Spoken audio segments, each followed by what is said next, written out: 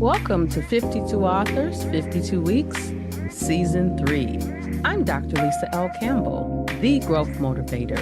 Each week, I sit down with a different author to explore what lies behind the pages. Growth, purpose, finding your voice.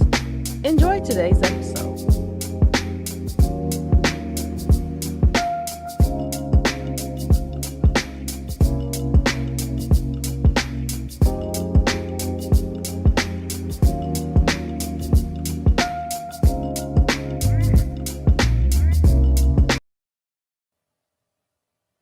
Hello, everyone. Welcome back to another amazing episode of 52 Authors, 52 Weeks. Today, I am joined by author Kendall Concini Moore, who is the author of Mom's Cloud and Beach Adventure. Welcome to the show, Kendall. Thanks for having me. So, before we get into the book, I would love if you would tell our listening, viewing audience just a little bit about you. I love the flower in your hair. At the time of recording our episode, I literally, a few days ago, just came back from Aruba. We were on the beach. Love, love, love. I love the sun. I live in Chicago. So, we have like 2 months of summer and then we're back to cold weather. So, but tell our listening, viewing audience a little bit about you. Yep. So I love my adjectives now. I would say I'm a mental health advocate that helped me become a mother and somehow ended up in me becoming an author. I love that. So, I think about my own story. I became a mom. I needed a mental health advocate and didn't get one. And my life literally could have ended differently if I didn't reach deep down within myself and just navigate the weight, the invisible weight that I was carrying that I didn't know how to process. So I like your order. I mean, hey, my order is still good because I'm still here, but I like that. I like that order. Now, we both know that even with having knowledge, being a mom is just like a whole nother level that they can write a book about it, but kids don't come with an instruction manual. So you just figured it out as you go along. Yeah, my husband married me knowing I wasn't sold on becoming a parent. There was just all of that mental health stuff. I wasn't, getting the gold star in therapy, and I didn't want to have to then have a kid and have that level of guilt about the mental health side. And so my compromise for the longest time was we started volunteering for Special Olympics. Then we started fostering, and we both worked in the neurodivergent field. So we were fostering like behavioral needs. We were fostering a lot of heavier cases, and we did really well at it. And part of that was this, well, I know I can parent. They're in our house, but I kept reminding myself it's all temporary.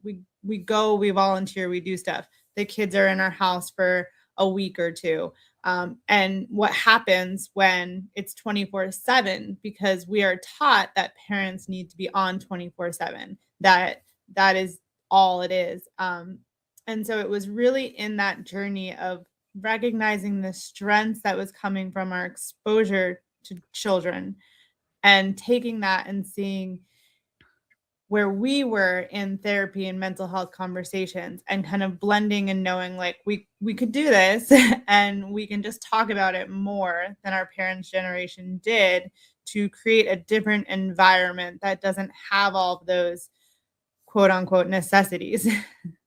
Wow. So I'm 53 not as of today, but as of this year. And when I was 19, I gave birth to a little girl, Jasmine, who's now 34. And she was born deaf.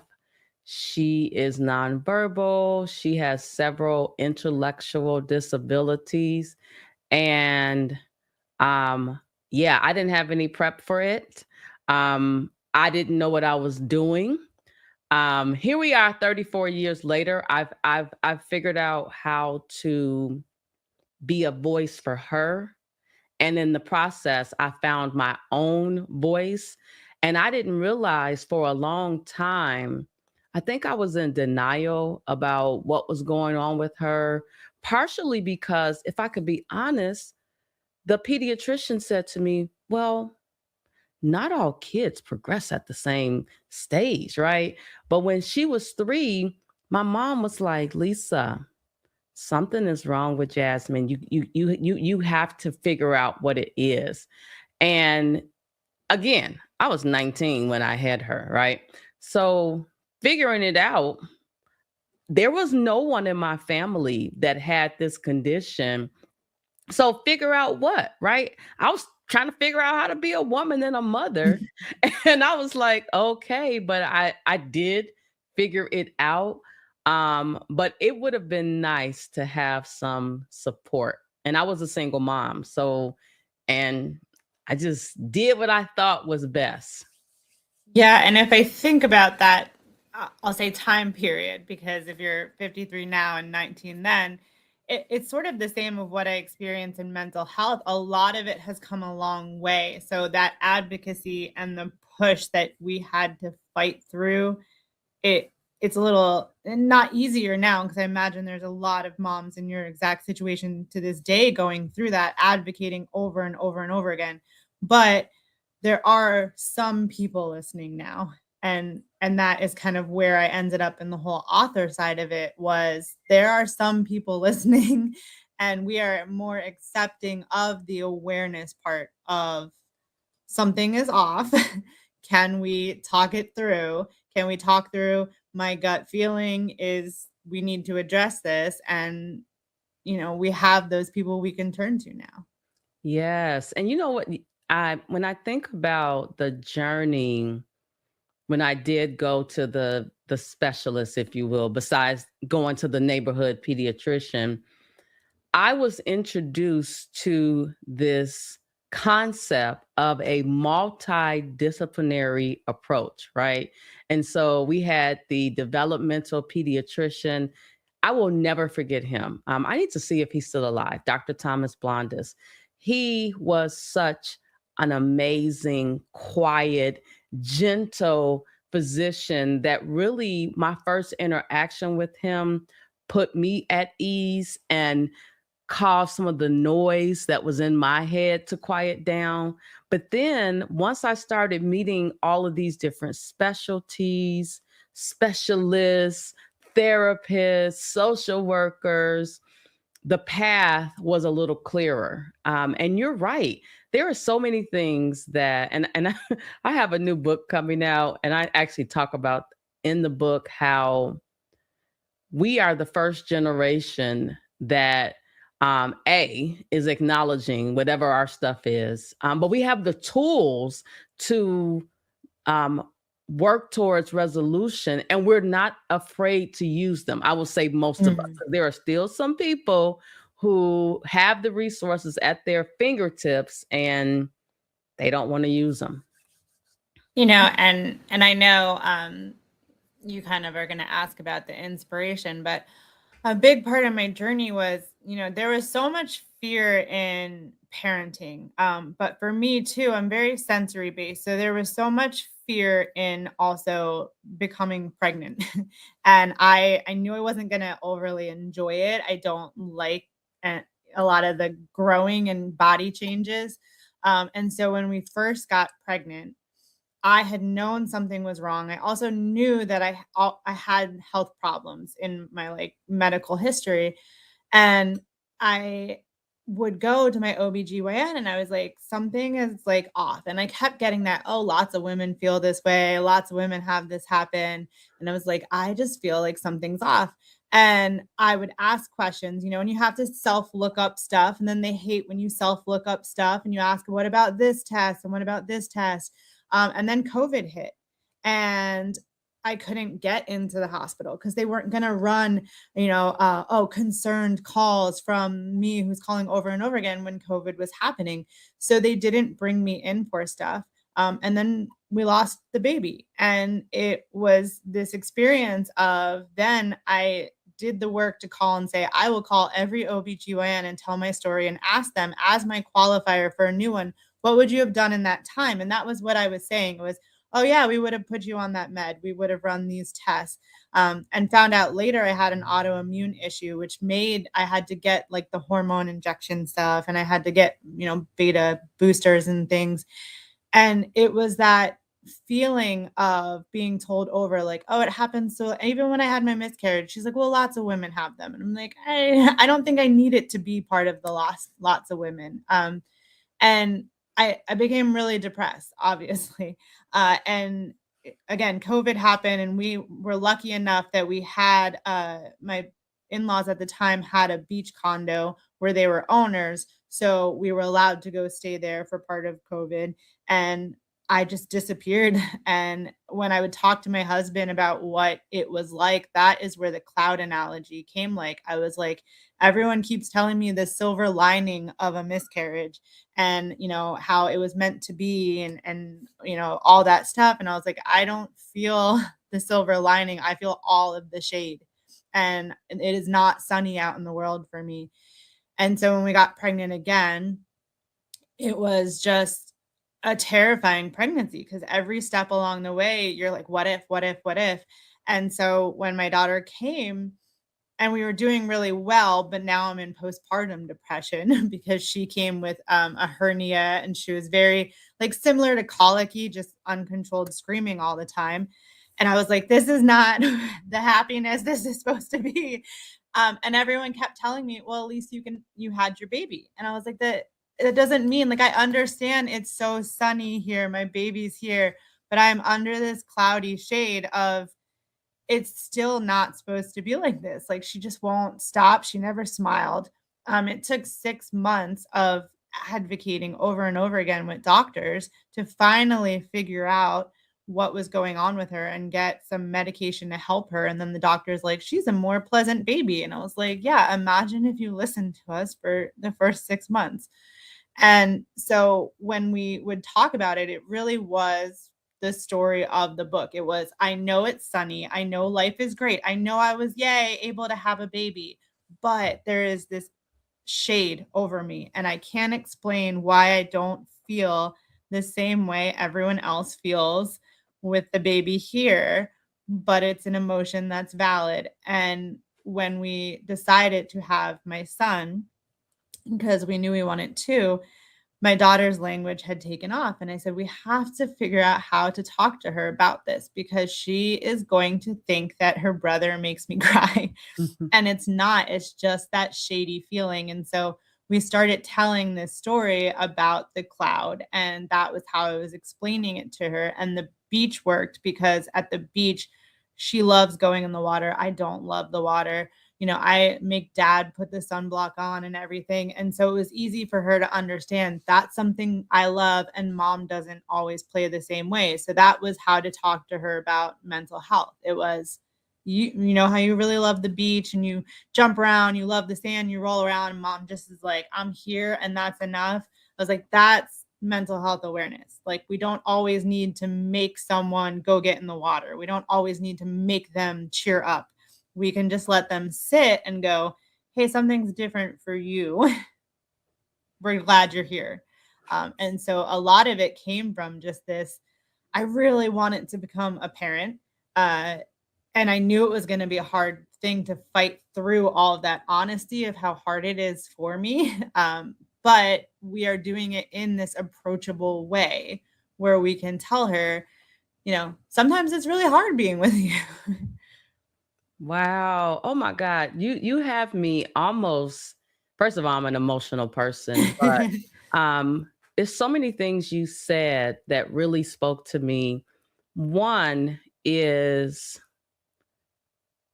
and my family and friends will tell you this, I do consider advice from people, but if you haven't walked down the path that I've walked down, I don't want you to give me advice because your advice is not rooted in experience.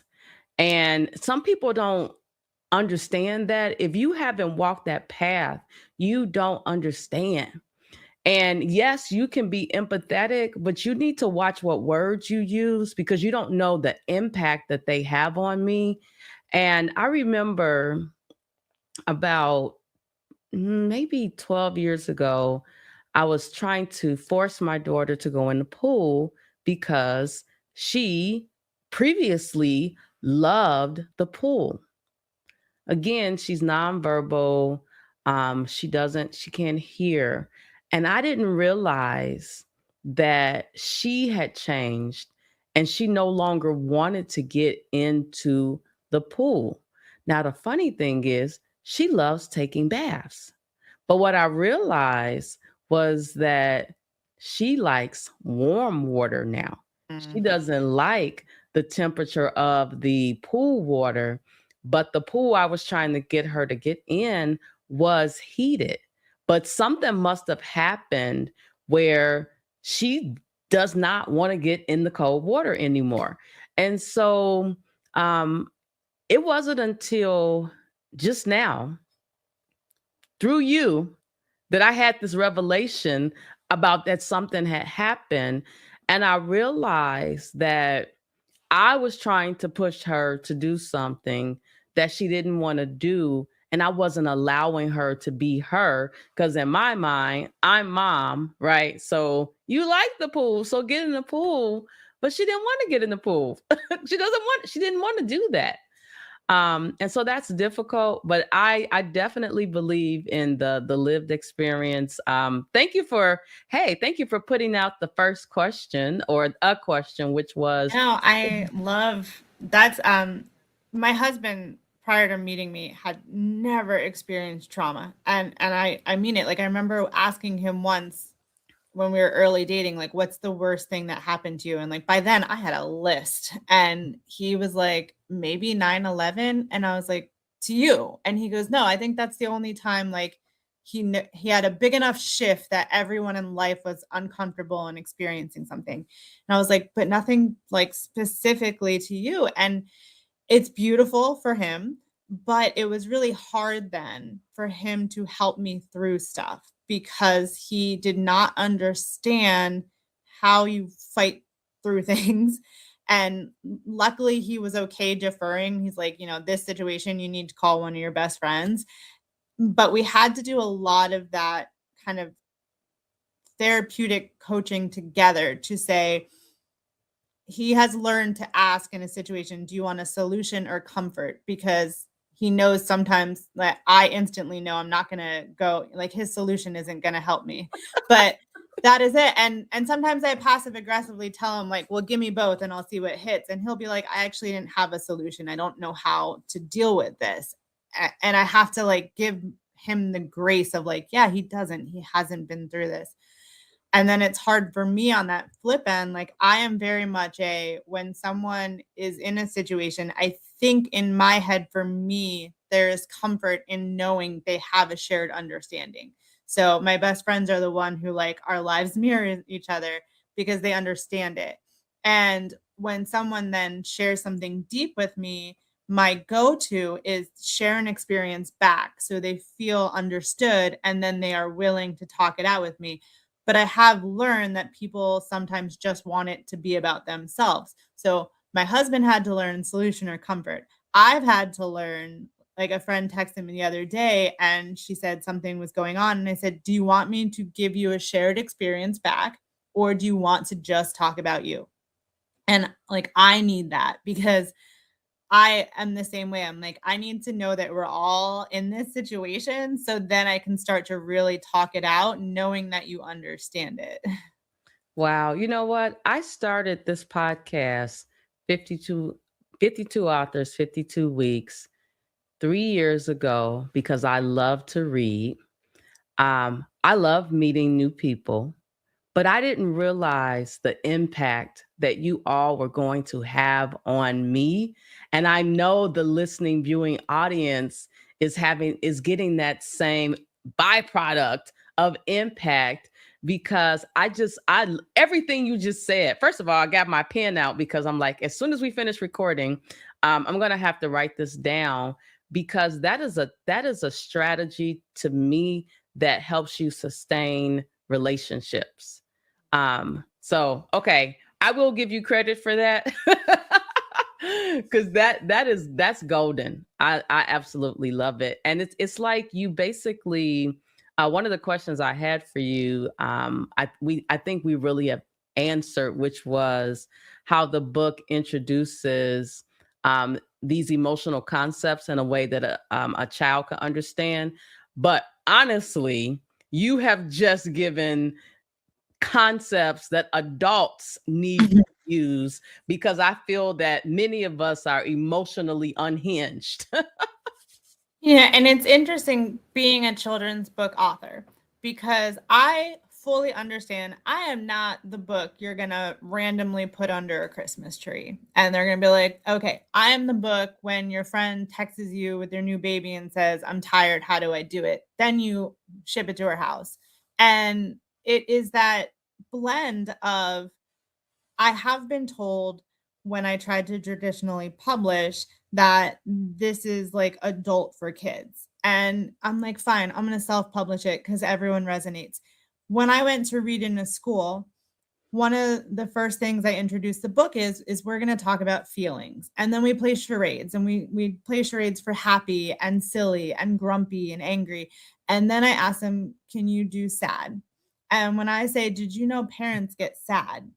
Like every kid wants to tell me their family drama behind the scenes. And I'm like, okay, like just answer yes or no. Like, but they'll say that I've heard like, oh, I noticed my mom crying in the kitchen the other day, or I noticed my mom and dad were fighting. And I try and talk about it from a, yeah, probably something was going on and they needed to talk out their emotions. And it's that we know they're picking up on everything that we're doing.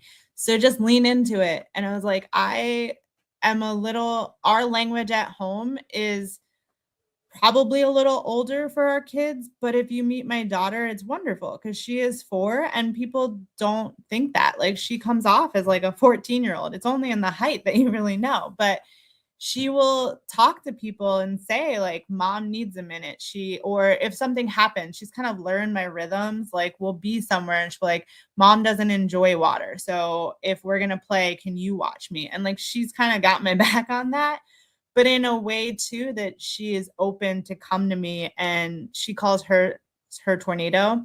So yesterday she was like, I'm having a tornado, and I asked her, do you need me to stay in your room or you need me to leave? But she also knows that if it gets so intense, like I'll tell her, I'm like, I can't take this noise. Like it gets me overwhelmed. I'm going to leave and come back and check on you. And it's that kind of, if you're open with your kids about that, then I don't have to be on 24/7 as a parent. I can tell her, hey, this is a lot for me. I need 5 minutes. You need 5 minutes. Let's both take it and come back. And we just usually don't give ourselves permission to do that. So it's just this, yes, it's a little more adult for kids, but it's a cloud analogy. It never says in the book depression. Even in the back, we have conversation starters. It doesn't say here's how to talk about, but it just says like, read this story and see what your kids pick up on. My illustrator, Juliana, did an amazing job. She shades things. She has the cloud become an anchor. She plays with the environment. And Wait. I know you have a glare. So one of my favorite is she does have this page where when we talk to, I kind of tell people, you know, the kids, they go and play and mom's sitting here and like they come and check on her because kids are going to do that. But you don't see them like pulling her arm and grabbing her into the water. And then whenever I read, we read very slowly to kind of explain the situation. And we say like on this page, the family's playing and mom says, I'll come when I'm ready. And they hug her and that they say, that's okay. Come when you're ready. And so it's that kind of conversation piece that's like, your kids are going to, you know, you grow them. Your kids are going to kind of develop what you're teaching them. And if you teach them this empathy for, hey, the world's a lot, take a minute, then they will pick up on that. And then that's the time you'll be able to have together. Oh my gosh. Let me just tell you, I love everything about this. In the back of the book where you have the resources, one of the statements that you make is that we all have cloudy days, and that's okay. And I think as people, we're always trying to fix everything, and sometimes today just needs to be about pause and reflection. As I navigate menopause, sometimes my husband will ask me a question and he's waiting on me to respond immediately. And so I've had to tell him, just give me a minute. Give me a minute. And I think he's getting it, but it's like, dude, give me a minute to process my thoughts, and then I can give you a response, as opposed to I'm vomiting words after the words come out of your mouth. I need a minute to think.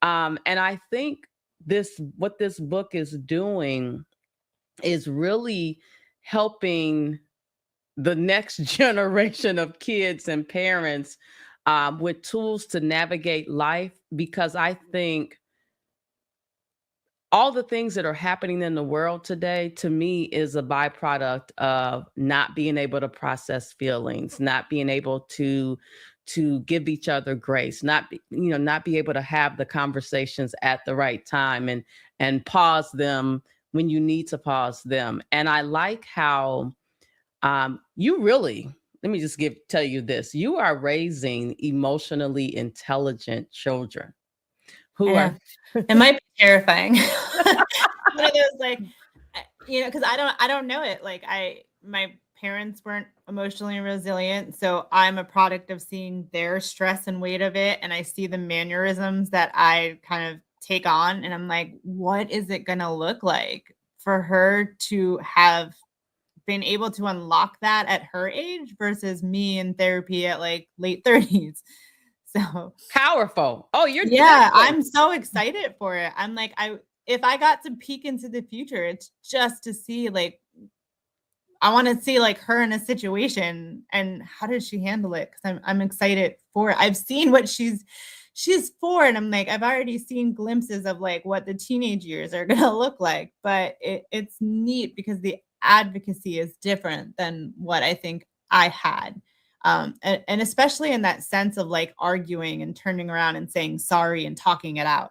Oh, I've never done that with my parents. There's that I know everyone right now is obsessed with Noah Kahan's documentary, and it's powerful, the singer. And he has this line that says, I'm just never going to have some conversations with my parents that I want to have. And it's this sadness that even in doing all of this with my book, I just don't have that relationship with my parents. It was like, my daughter and I are going to fight, and we're going to butt heads, and we're going to go through the normal throes of her teenage years. But, oh, to turn around and talk about it is just going to be something memorable for me too. So I'm excited to kind of be it. And that is why I love the cloud too, because the cloud is so easy to like break apart, where, some days I'll have a situation, I'll tell my husband a cloud's here, and I'll tell him, I was like, so help me. And don't you dare to say any silver lining in this cloud. I don't want to hear it. It just, a cloud is a cloud today. And then we can change it. I'm like, it's a soft cloud. It's a storm cloud. Like, we can kind of add that severity to it and kind of see where they run with it. Oh my gosh. You know what? I did not expect this interview to be, first of all the interviews are impactful, but this interview in particular is impactful for me because I feel like I am, to some extent, have a mirror up to me. Right. But I grew up in the age where you were seen and not heard. And let my family tell it. I was the one that was like, yeah, I'm talking, because I've always been a talker. But I've learned it's important for me to express how I'm feeling, because I don't want that. I can't have that cloud over me every day, right? My daughter, she's 34. She's depending on me for the rest of her life. So I have to be able to navigate me so that I can support her. And that's important to me, Mhm. right? And listen, I didn't want kids. I was not the one who was like, I'm going to have a family and a white picket fence. That was not me. I was just, I didn't really know what I wanted to be and what I wanted to do. So the cards I was dealt, I'm playing them very well today, but it wasn't always like that.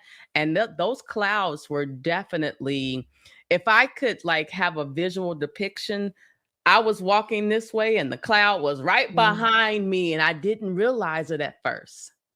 So the tools that you are providing both adults and children are much needed. And I can't wait to see. You'll have to tell me when the hormones kick in, what your daughter is doing then, because I have bonus children. And so those years are pretty interesting, but I suspect she will navigate them very well. I have this suspicion. Yeah. You're like, I'm just going to see. Yeah. I'm excited for her. Yes. And listen, the years go by so fast, right? When you Mhm. mentioned COVID, I was like, when was COVID? Right? Because now we're on to something else. But Just turning 5. We signed her up for kindergarten. I'm oh, like, are oh, you nervous? I am. Yeah. Well, listen, when I was in kindergarten, I was a little taller. And I'm sure, like I'm 5'6", right? But in kindergarten, I was a little taller than the rest of the kids and very talkative. And one day, my father did not pick me up, and I walked home. And when I got to the house, he was like, "What are you doing here?" I'm like, "You didn't pick me up." So I came home. I walked the same way that the car went, and I made it home. So you'd be surprised what kids pick up on, and the prep that you've already put in. I think she's going to be fine. Now, you probably will have teachers saying, "Hey, mom." Well, it's interesting because, I know from working in schools that kids are always different at school than at home. So I know some of the stuff that we stress that she does at home is just the comfort of her environment to push buttons for mom and dad. So it's like, okay, they've never seen these attitude moments. But we were in the meeting they do like a, is she prepared for kindergarten meeting? And they said, it's not that she's not good at sharing. It's she has this language where when she wants something, she so well explains to everyone why she wants it and how to play with it. And the other kids can't keep up with her. So they just give it to her. And it was the same for a lot of situations where it's like she has just unlocked doing things. And they're like, it's not that she's wrong. They just don't know how to keep up with her. And I was like, and we're in like a small like learning center daycare. So I'm like, now it'll be really interesting because she'll be in kindergarten with her class, and these are her classmates, and they'll be the same ones for the next years. So I'm very curious where she's going to land in that. Is she going to, sometimes she'll decide to be shy and reserved when she wants to be. And sometimes she'll just be like, I'm the alpha and this is it. And I'm like, I want to see where she decides to be during what phase of her life. Wow. But listen, we actually are out of time, but I will tell you the traits that you just described your daughter, I do the same thing. Even though you're like, she's very talkative today, right? I can be in an environment and not say a word. I'll smile, but I will not say one word. And then sometimes, I come out and I'm just like, "Hey, I'm here." Yeah. But I like that part of me because I realize I don't have to always be on all the time, right? I can be off. And I'm okay with being off. So, where can our listening viewing audience find a copy of your book? Yep. So we sell direct off of cloudydaychronicles.org. We are on Amazon, but that's for international and libraries. When we sell off our website direct, those proceeds, part of them go to mental health organizations. This month, right now it's April, and we're donating to Autism Society of Maryland. Next month, we'll pick a new May feature. And so we like to take the proceeds and do pay it forward initiatives. We also have a pay it forward initiative so people can buy one, give one, and those go to schools, mental health organizations, therapy centers, community centers. People can name where they want it to go, or we can pick for them. And so we really like to use cloudydaychronicles.org because we're able to kind of do a lot of giving back initiatives. I love that. Well, listen, I want to thank you so much for stopping by 52 Authors, 52 Weeks. I wish you the best of luck in all things that you are doing in this space because it is definitely much needed. I do work in healthcare, and a lot of physicians have been talking about how, for years, they didn't have terminology neurodivergent, right? And so I think a lot of kids were lost in their own individual journeys, and every kid, every person has their own fingerprint for a reason. We're all different, right? And so just being able to help individuals navigate whatever their journey is with their clouds, to me, is much needed. So I applaud you for doing that. And I wish you the best of luck. Thank you. And thanks for having me. All right, everyone. This has been another amazing episode of 52 Authors, 52 Weeks. And I just finished chatting with Kendall, whose book, Mom's Cloud and the Beach Adventure, is amazing. Until next time, everyone, have a great day. You've just experienced another conversation from 52 Authors, 52 Weeks, Season 3. The conversation may pause here, but the growth continues. I'm Dr. Lisa L. Campbell, the Growth Motivator, and I'll see you next week.